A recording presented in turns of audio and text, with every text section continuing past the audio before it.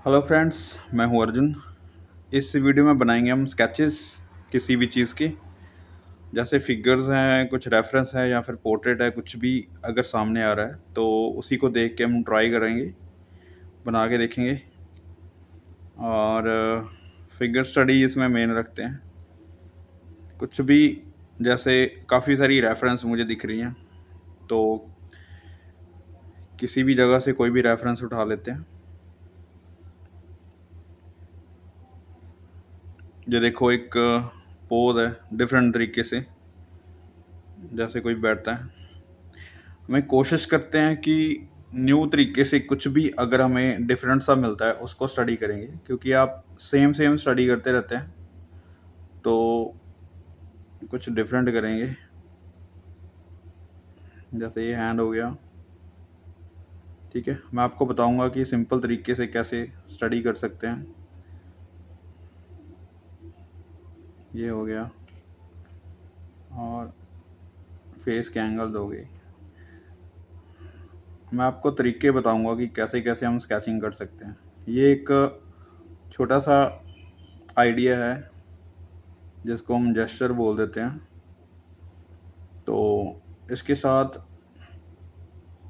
आप पूरी फिगर को पहले देखते हैं कि कहाँ पे कौन सी चीज़ आनी है, छोटा सा आइडिया लेते हैं, ठीक है। तो जब इसको फाइनल करते हैं तो उसके बाद उसकी डिटेलिंग करते रहते हैं साथ में। ये देखो, एक सिंपल सा आइडिया है कि कितने एरिया में मेरा स्केच बन रहा है, ठीक है। उसके बाद हम उसको हल्का सा डिटेल करेंगे। जैसे फेस का है,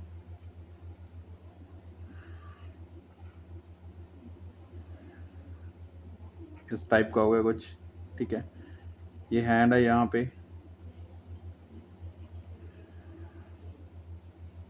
ये वाला यहाँ पे कॉलर बन जाता है। छोटी छोटी चीज़ें कंपैरिजन करते हैं ना, ठीक है। ये देखो, ये लाइन है जो यहाँ तक सीधी है, ऐसे ये हो गया। अभी हमें ज्योमेट्रिकल फॉर्म से धीरे धीरे बाहर आना है। जैसे ये वाली लेग है, अभी मैं आपको स्टडी के बारे में बता देता हूँ। जैसे ये लेग है, ठीक है। तो ये वाला पोर्शन पहले बना लेते हैं हैंड का।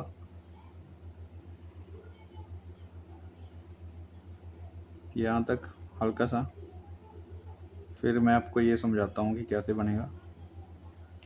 पहले इसको ड्रॉ कर लेते हैं खाली, ये फोल्ड वगैरह जैसे भी बन रहे हैं। यहाँ पे पैर,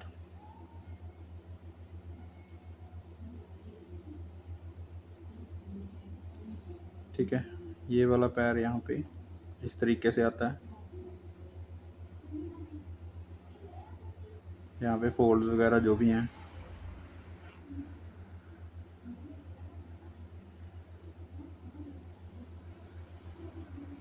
ये वाला पैर।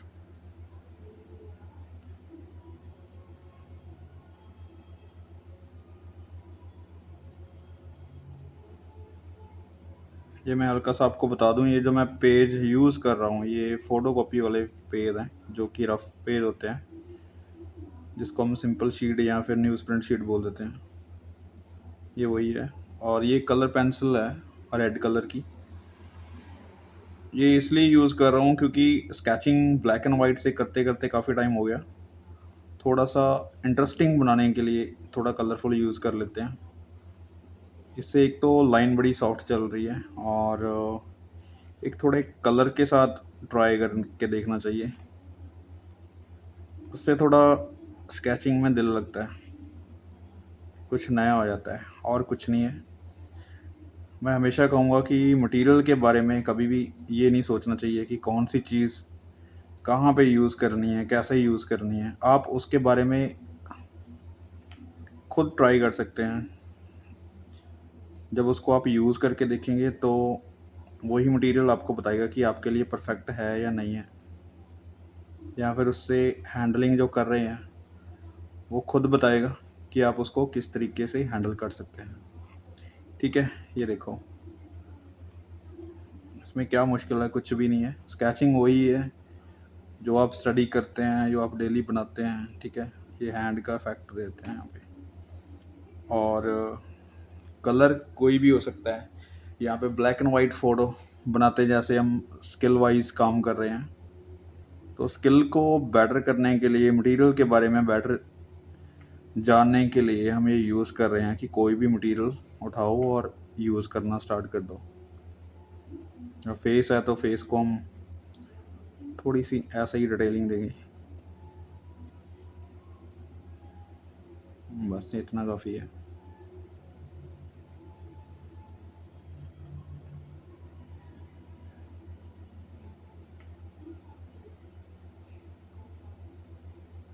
डिटेलिंग इसमें अच्छी आ रही है क्योंकि ये पेंसिल अच्छी चल रही है। देखो डार्क भी आ रही है, लाइट भी आ रही है, अच्छी चल रही है।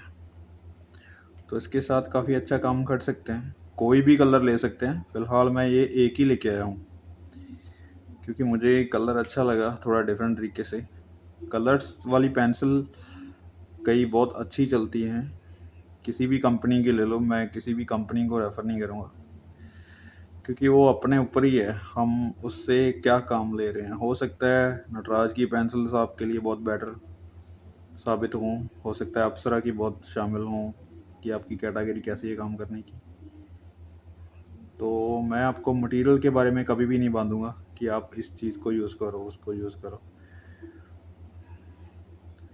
मुझे लगता है जितना आप डिफरेंट डिफरेंट तरीके से काम करोगे उतना ही ज़्यादा चीज़ों से सीखोगे। तो हर एक मटेरियल भी आना चाहिए, और मटेरियल की परख आपको तभी आएगी जब आप थोड़ा सा काम करोगे उससे। तब आपको कमियां नज़र आएंगी मटेरियल के बारे में कि ऐसा होना चाहिए, या फिर सजेशंस आ जाती हैं अपने माइंड में पहले से ही। तो वैसा ही आप मटेरियल ढूंढोगे फिर। ठीक है, मैं जैसे कोई भी चीज़ यूज़ कर रहा हूँ तो आपको मैं वही बताऊँगा कि ये यूज़ करो, लेकिन हो सकता है आपसे वो यूज़ ना हो, आप किसी और तरीके से यूज़ करते हैं, तो ये होता है। ठीक है, ये देखो एक सिंपल सा स्केच है। मैं आपको ये चीज़ बताना चाहता था कि ये जैसे फॉर शॉर्टनिंग में है थोड़ा स्केच। ठीक है, जैसे ये बाजू है तो मैं आपको डिफरेंट बताता हूँ। जैसे ये है, तो हम किसी भी चीज़ को अगर बनाते हैं, बाजू बनाते हैं या शोल्डर बनाते हैं, तो एक ज्योमेट्रिकल शेप लेते हैं, जो कि उसके बाद ये जैसे ज्योमेट्रिकल फॉर्म है पूरी इस चीज़ की, लगा लो। ठीक है, उसके बाद मैं इस चीज़ को सिलेंड्रिकल शेप में लूँगा, जैसे ये एंगल है इसका। ठीक है, ये हो गया, ये वाली चीज़ बनती है। ठीक है, सिलेंड्रिकल शेप मैं कैसे लूँगा, किसी चीज़ की गोलाई लेता हूँ। ठीक है, तो वहाँ पे भी ये चीज़ ऐसे गोलाई में लगता हूँ, ये इसका सेंटर पॉइंट हो गया। ये जो चीज़ सिलेंडर बन रहा है, ये हमारी हेल्प करती है इन चीज़ों को बनाने में। ठीक है, जैसे ये चीज़ है तो एक तो उधर से आ रहा है, फिर नीचे को जा रहा है, फिर ये पैर दिख रहा है, यानी कि ये पोर्शन जो बन रहा है, तो ये एक सिलेंड्रिकल शेप है। जो यहाँ पॉइंट बनता है इसका, ये घुटने वाला। ठीक है, ये फिर नीचे को जाता है ऐसे, ये वाला पोर्शन बता रहा हूँ मैं आपको। ठीक है, यहाँ पे हमारा पैर बन गया फिर। ठीक है, ये शेप ले लो थोड़ी सी। ये पॉइंट जो है पीछे वाला, ये भी एक सिलेंड्रिकल शेप है, वो इस तरीके से जुड़ गया। राइट, तो चीज़ों को आसान करना है पहले, फिर उसके बाद धीरे धीरे चीज़ें बनती है। उसके बाद कोई भी यहाँ पे बैकग्राउंड हो सकता है उसका, वो चीज़ है। अभी जैसे और फिगर्स देखते हैं, कोई भी ट्राई करो। यहाँ से ले लेते हैं कोई भी डिफरेंट सा पोज लेते हैं।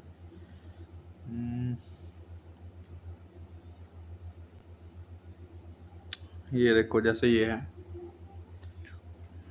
तो ये दोनों की जैसे कॉम्पोजिशन है, मैं आपको बताता हूँ कैसे करेंगे। पहले तो हल्का सा इसका रफ स्केच करते हैं।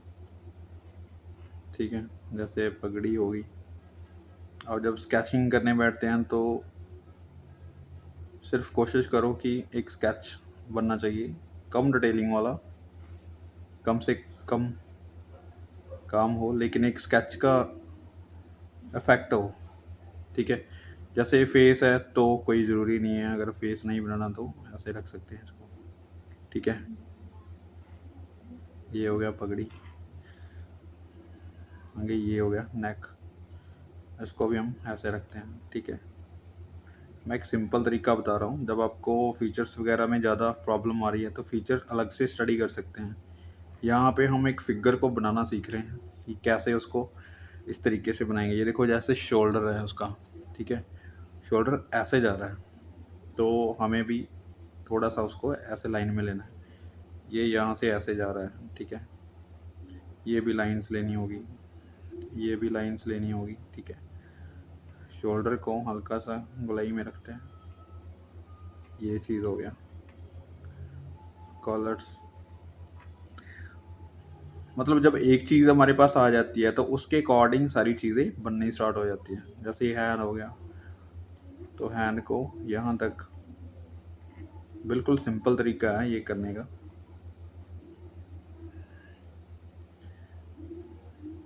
जहाँ पे हम ज़्यादा कंफ्यूज होते हैं तो वहाँ पे वर्क को बोल्ड कर दो, ये एक सीखने का तरीका है। अगर हम वहीं पे फंस के रह गए किसी चीज़ के अंदर तो आगे नहीं जा पाएंगे, आगे की स्टडी नहीं करेंगे। इसका मतलब ये नहीं है कि आप किसी चीज़ को इग्नोर कर दो, उसको बोल्ड कर सकते हैं। जैसे यहाँ पे काफ़ी सारे फोल्ड हैं तो फोल्ड वगैरह नहीं बना रहे तो हम इसको बोल्ड कर दो वर्क को, ये फोल्ड वगैरह जैसे। अब यहाँ से घुटना स्टार्ट है उसका, ठीक है। ये कोई भी हल्का फुल्का इधर उधर चलता है, लेकिन एक बेस होता है स्केच का, वो आपका सही होना चाहिए, ठीक है। जैसे ये हैंड है तो यहाँ से यहाँ भी हो सकता है, यहाँ भी हो सकता है, ये सीधा भी हो सकता है, तो इसमें नहीं फंसना। अब जैसे ये है तो हल्का सा पहले ही ऐसे बनेगा, ठीक है। फिर ये चीज़ आती है नीचे को, यहाँ पे ये हो गया पैर। उसके बाद ये वाला पैर है जो हल्का सा नीचे है, क्योंकि ये उसने किसी चीज़ के ऊपर रखा हुआ है तो इतना गैप बनता है। ये यहाँ पे घुटना था ऐसे। हल्की सी आपको एनाटॉमी के बारे में नॉलेज होनी चाहिए जब आप ये चीज़ बना रहे हो, कि एंगल्स क्या आएगा और चीज़ बनेगी कैसे। तो जब आप स्केच बनाना बैठते हो तो आप स्ट्रेट लाइन से भी कर सकते हैं, मतलब ज़्यादा डिटेलिंग अगर नहीं कर रहे तो स्ट्रेट लाइन बना सकते हैं, यानी कि ये सीधी सीधी लाइन से कर सकते हैं जैसे हमने सिलेंड्रिकल शेप में किया था। यानी कि आपको किसी ना किसी तरीके से स्केच को बनाना है, उसको इजी करना है, ठीक है। यहाँ पे ये वाला एंगल है पैर का, उसने किसी जूते के ऊपर रखा हुआ है, ठीक है, बना सकते हैं।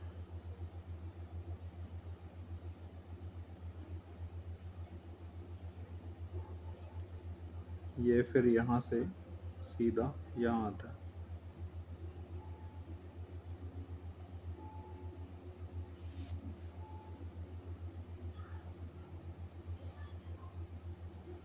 ठीक है, ऐसे।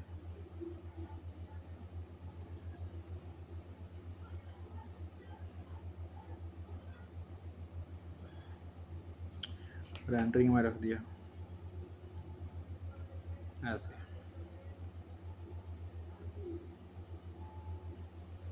जो मेन चीज़ है वो हमारा क्लियर हो रहा है, यहाँ पे एक स्केच बन रहा है। ये वाली बाजू देखो पीछे चली गई है, ठीक है, उससे थोड़ा सा यहाँ पे हैंड दिख रहा है ऐसे।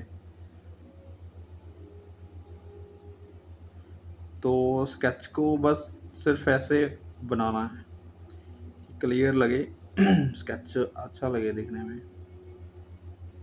उसके प्रपोर्शंस ऐसे ज्योमेट्रिकल फॉर्म से ले सकते हैं, पर्सपेक्टिव उसका सही होना चाहिए, ठीक है। अभी देखो, अभी हम फीचर्स वगैरह कुछ भी उसमें ऐड कर सकते हैं, नहीं तो खाली एक फेस ऐसे ट्राई करना है जैसे आपको इजी लगे। उसके बाद तो उसकी डिटेलिंग है, आप कितना उसकी ब्रीकी में जा सकते हैं, कितना उसको अच्छे से कर सकते हैं।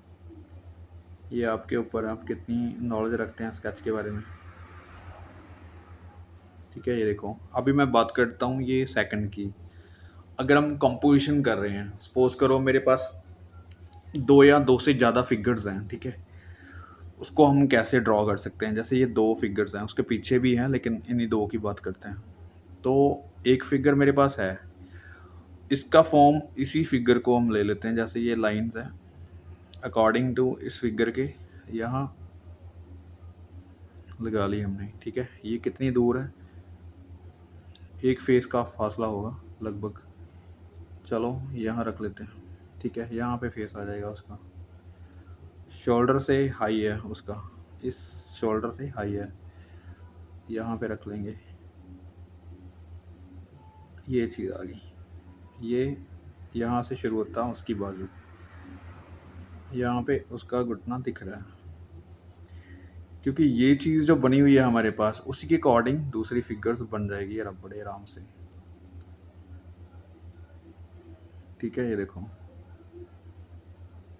हाँ, फिर यहाँ पे नेक रख लेते हैं उसकी,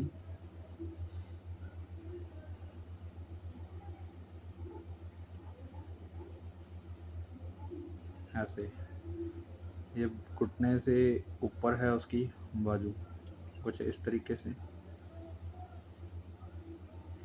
ठीक है, ये समझाने के लिए मैं ज्योमेट्रिकल फॉर्म्स आपको बता रहा हूँ, ये इम्पोर्टेंट हो जाती हैं। नहीं तो सीधा स्केच करने में आपको कोई दिक्कत नहीं, सीधा बना सकते हैं। ये देखो ऐसे, मतलब इसी चीज़ को देख के हम वो चीज़ अपने आप बनती जा रही है। हैंड का इम्प्रेशन ज़रूरी नहीं है आपको फिंगर्स बनानी है, ऐसे रख सकते हैं दूसरा हैंड।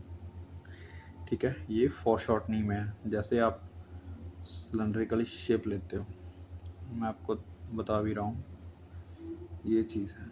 ठीक है, यहाँ पे हैंड बन जाएगा, तो ये चीज़ों को समझना है।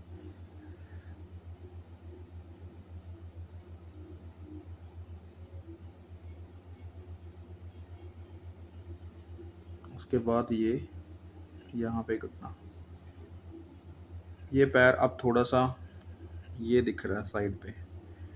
ठीक है, यहाँ पे क्योंकि ये घुटना है तो इधर से बनेगा। ठीक है, ऐसे इफेक्ट दे दो। ये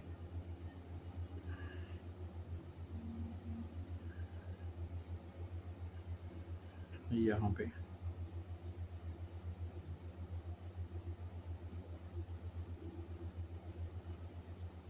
ठीक है, ये वाली चीज़ है।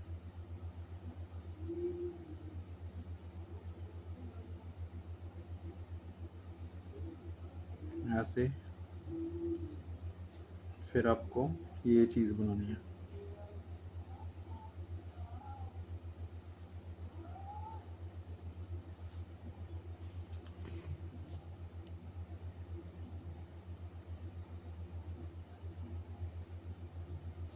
ये वाला यहाँ पे पैर आ जाएगा।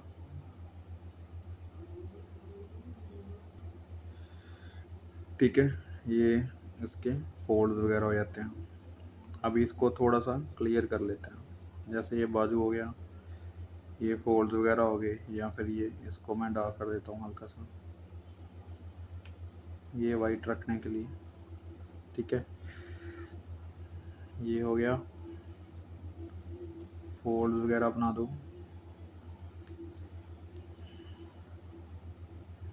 उसके बाद यहाँ पे फेस,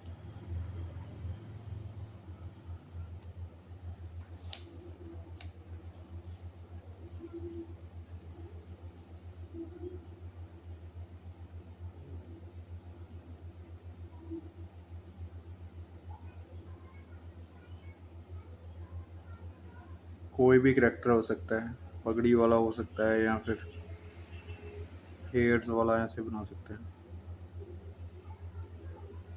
ठीक है, ये लो आईज, नोज, लिप्स, ये हम ऐड कर सकते हैं।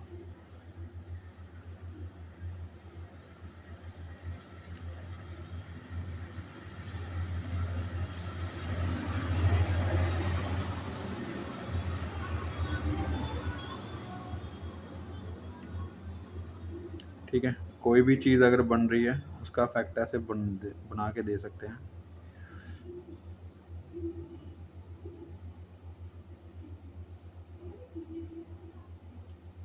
ये देखो, इस तरीके से हम एक कंपोजिशन बना सकते हैं फिगर्स की।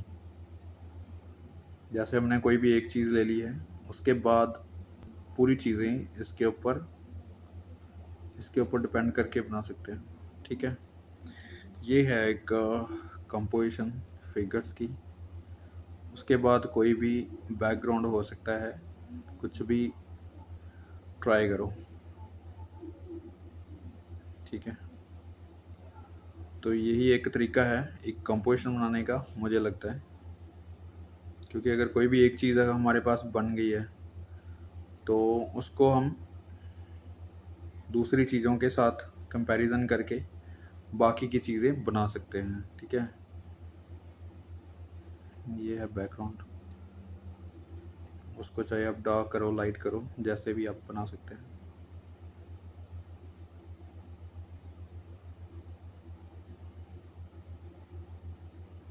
तो एक ये था सिंपल सा तरीका। अभी मैं आपको और बना के दिखाता हूँ। जैसे काफ़ी सारी फिगर्स हैं, रेफरेंस हैं, जैसे ये भी है। और कोई और देखते हैं, समथिंग डिफरेंट।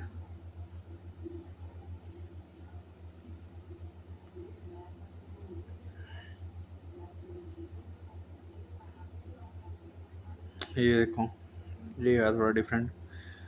इसको ले लेते हैं, फुल फिगर है। क्विक स्केच करते हैं। जैसे फेस है, ठीक है, फेस के अकॉर्डिंग कोई भी फेस यहाँ पे ड्रॉ कर सकते हैं ऐसे। ठीक है, यहाँ पे नेक, उसके बाद ये शोल्डर। ठीक है, शोल्डर के बाद यहाँ पे कोई ढोलक वगैरह उसने टंगा हुआ है। यहाँ से लाइंस, आपकी जो लाइन प्रैक्टिस है वो अच्छी होनी चाहिए एक लाइन में, क्योंकि जैसे ये स्ट्रोक्स मैं लगा रहा हूँ तो कोशिश करो कि इससे भी बेटर हो। ठीक है, जितनी मैंने स्टडी की है, मैं करता हूँ जितनी, ये ठीक है, लेकिन इससे भी बेटर हो। मैं चाहता हूँ कि लाइन क्वालिटी बहुत अच्छी होनी चाहिए स्केचिंग में, क्योंकि स्केचिंग में यही चीज़ देखी जाती है। अगर हम ऐसे डर डर के कर रहे हैं तो मज़ा नहीं आता स्केच देखने में भी और करने में भी। और इससे लाइन क्वालिटी से क्या होता है, एक तो आपका स्केच अच्छा बनेगा, दूसरा स्केच जल्दी बनेगा। ठीक है, जैसे जैसे आपको चीज़ों की समझ आती है तो कोशिश करो आपकी लाइन प्रैक्टिस काफ़ी अच्छी होनी चाहिए। उससे बहुत सारा बेनिफिट होता है, स्केच अच्छे भी बनेंगे, जल्दी भी बनेंगे। तो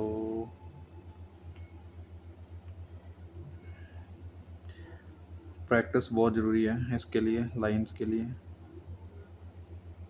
अब यहाँ पे ये चीज़ है।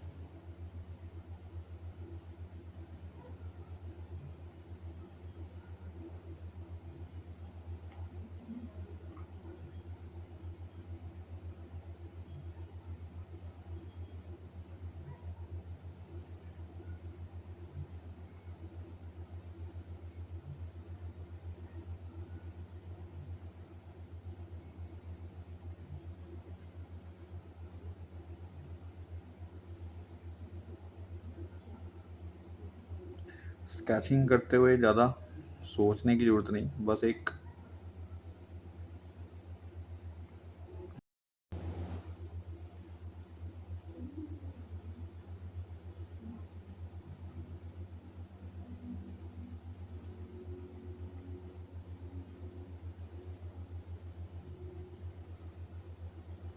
तो ये देखो, ऐसे चीज़ों को क्वालिटी वाइज बाद में लेके आनी है। पहले ऐसे एक क्वांटिटी निकालो, कितने स्केचेस आप कर रहे हैं, कितनी आप डेली प्रैक्टिस करते हैं। उसके बाद आपकी जो स्टाइल है, जो आपका कोई भी कंफर्टेबल स्टाइल है, ठीक है, वो अपने आप निकल के बाहर आता है। पहले आपको क्वांटिटी के ऊपर ध्यान देना चाहिए कि आप दिन में कितने करते हैं। काफ़ी सारे स्केचेस करेंगे, उसमें से कोई क्वालिटी निकल के आएगी, उसी में से कोई स्टाइल निकल के आएगा। ठीक है, मैं अभी तक भी किसी स्टाइल के ऊपर नहीं जा रहा, क्योंकि जैसे मुझे कंफर्टेबल लगता है वैसे मैं पेंसिल चला रहा हूँ। जैसे मुझे कोई भी चीज़ को हैंडल करने के लिए अच्छा लगता है कि इसको ऐसे हैंडल कर सकते हैं, तो वही चीज़ बन रही है। ठीक है, तो कोशिश ये करो कि सबसे पहले किसी भी चीज़ को बनाने से पहले ये मत सोचो कि उसकी क्वालिटी बहुत अच्छी होनी चाहिए, क्योंकि पहले क्वांटिटी अगर आप कर रहे हैं तो उसके बाद क्वालिटी आएगी। अगर आप स्टाइल के बारे में सोच रहे हैं कि ये इस स्टाइल में किया जाए, उस स्टाइल में किया जाए, या फिर किसी भी आर्टिस्ट का वर्क देख के आप उससे सीख रहे हैं, उसी का स्टाइल को पकड़ने की कोशिश कर रहे हैं, तो मुझे लगता है ये भी कहीं न कहीं आपकी ग्रोथ रोकता है। क्योंकि स्टाइल कॉपी नहीं होता कभी भी, क्योंकि अगर आप सीख रहे हैं तो स्टाइल कॉपी नहीं कर पाएँगे इतनी जल्दी, क्योंकि जो भी काम कोई कर रहा है तो उसका उसके पीछे काफ़ी टाइम का एक्सपीरियंस होगा। बहुत सारा काम उसने किया होगा, उसके बाद कोई स्टाइल निकल के आया होगा। जैसे हम किसी भी सीनियर्स आर्टिस्ट के वर्क देखते हैं तो उनका एक स्टाइल दिखता है, लेकिन ये भी देखो कि उन्होंने काम कितना किया होगा, कितनी शीटें ख़राब की होंगी, कितनी आर्ट वर्क्स निकाले होंगे, कितना ज़्यादा उसने मतलब उसके ऊपर फोकस किया होगा, कितनी देर से वो काम करते आ रहे हैं। मतलब वो चीज़ मुझे लगता है बहुत इम्पोर्टेंट है। हम वहाँ से देख के जब उसके बारे में सोच के जब काम करेंगे तो हमें भी लगेगा कि पहले काम करो, उसके बाद ही कोई स्टाइल, कोई नई चीज़ निकल के आती है। नहीं तो उससे पहले तो हम बस प्रैक्टिस करते रहें, प्रैक्टिस के ऊपर पूरा फोकस लगाएं अपना, तो यही बेटर रहेगा।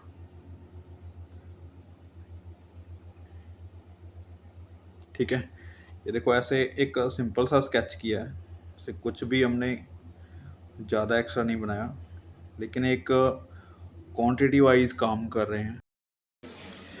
ऐसे काफ़ी सारे रेफरेंस रखे हैं, जैसे ये है। फर्स्टली फेस को सिर्फ ज्योमेट्रिकल शेप,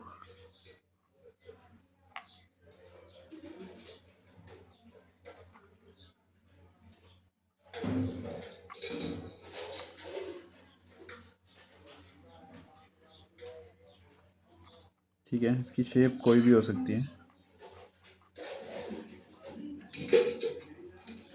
उसके बाद आईज, नोज, लिप्स,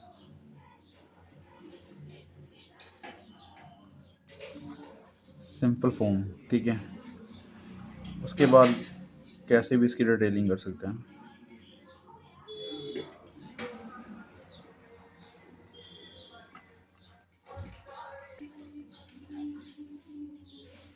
नेक,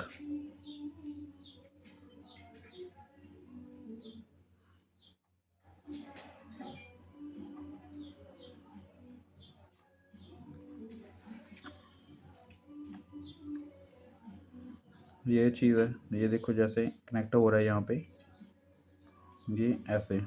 ठीक है,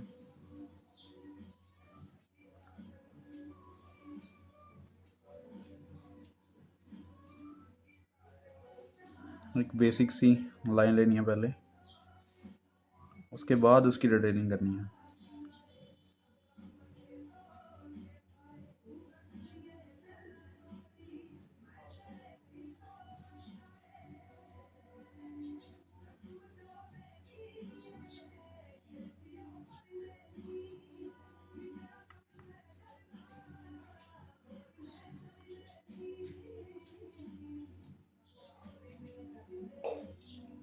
हैंड,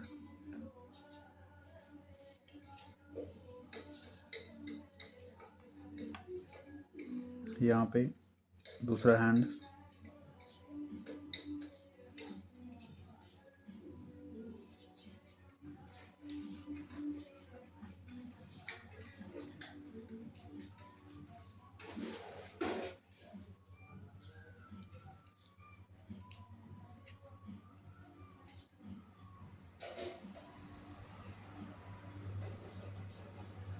इसको ऐसे रेंडरिंग में रख सकते हैं।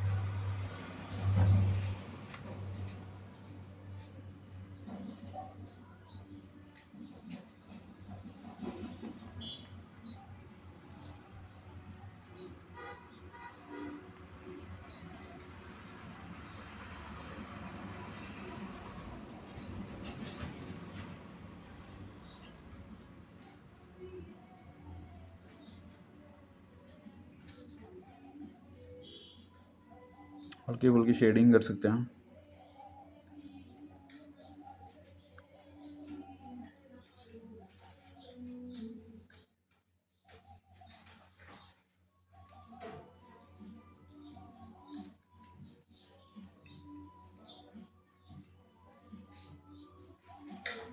राइट,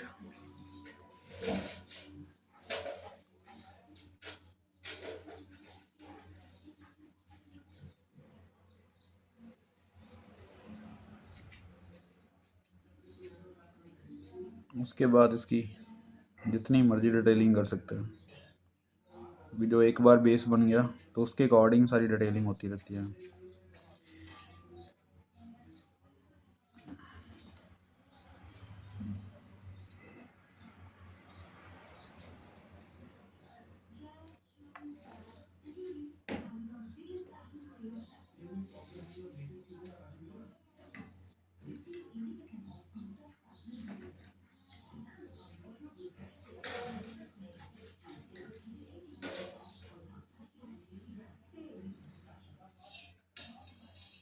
राइट, इतना।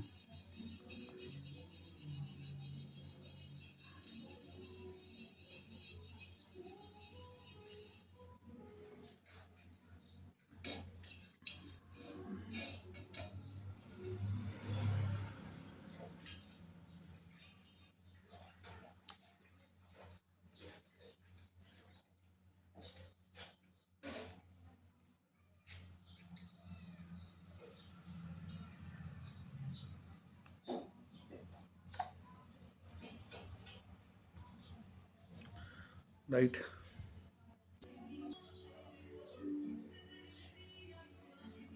इतनी डिटेलिंग काफ़ी है स्केचिंग के लिए, एक जब आप फ्रेश स्केच बनाते हैं।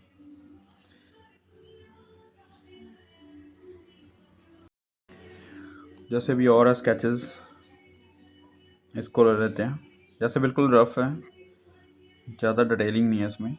इसका जेस्चर जैसे फेस लेते हैं पहले वैसे ही, और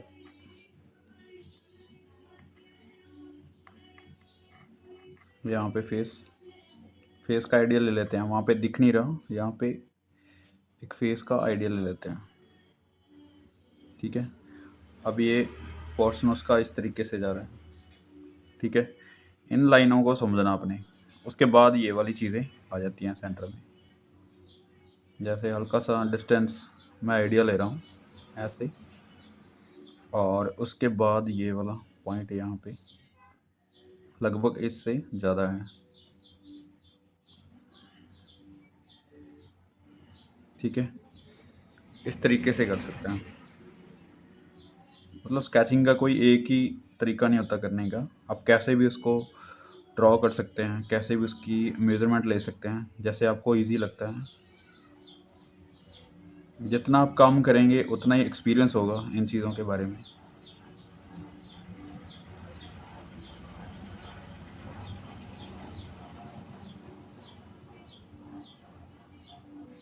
यहाँ पे है,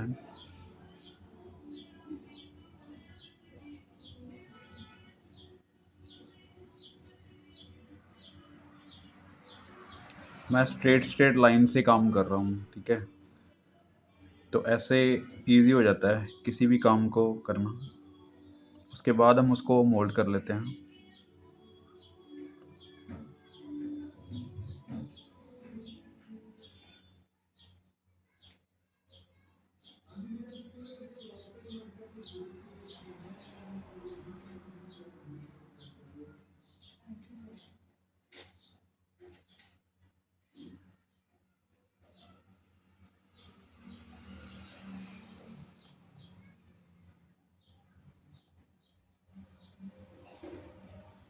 अब इसकी डिटेलिंग में आ जाते हैं।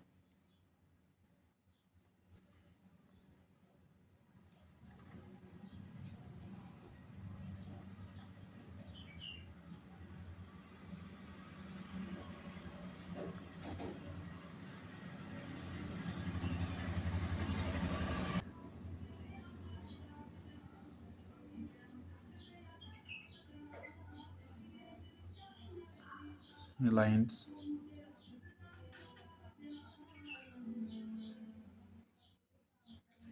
ये डार्क में रख लेते हैं। हल्की सी रेंडरिंग से उसकी वैल्यू का पता चल जाता है।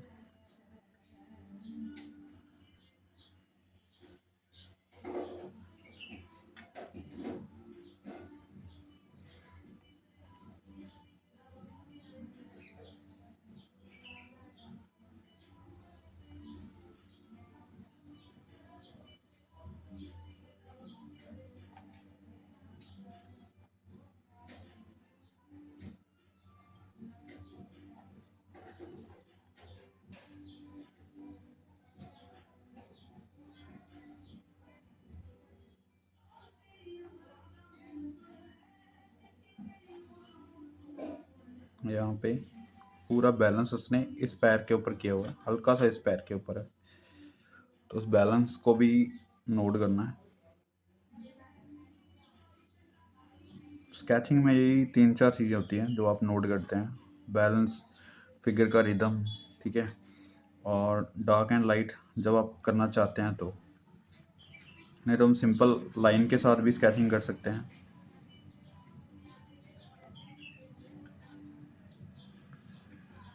अब ये देखो पैर हल्का सा बाहर को है, यानी कि इस पैर के ऊपर ज़्यादा वेट है उसका, यहाँ पे कम है। ये पैर इससे थोड़ा सा आगे भी है।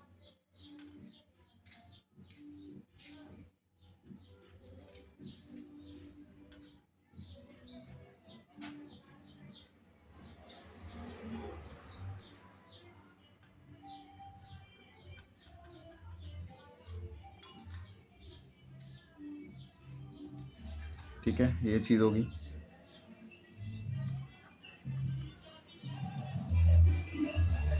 जहाँ पे डार्कनेस है वहाँ पे हल्का सा डार्क कर सकते हैं।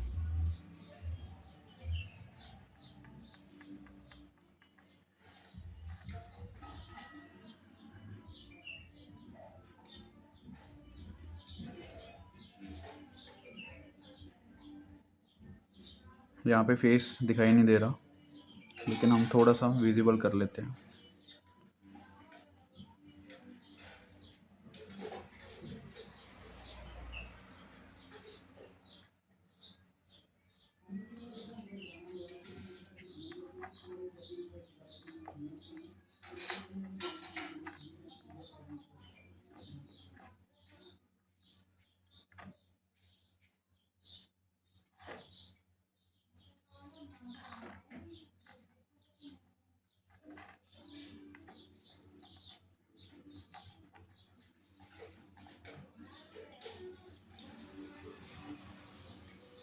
यहाँ पे उसने कोई चीज़ पकड़ी हुई है,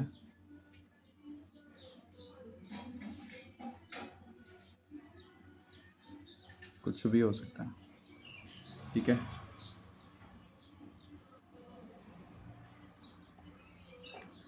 ये है पॉइंट्स कुछ स्केचिंग के। उसके बाद तो डिटेलिंग है, आप पेंसिल को शार्प करो और जितना मर्जी उसमें डिटेल कर दो। ये एक बेसिक जो हम पॉइंट्स लेते हैं, यहाँ से स्टार्ट हो जाता है सिलसिला डिटेलिंग का।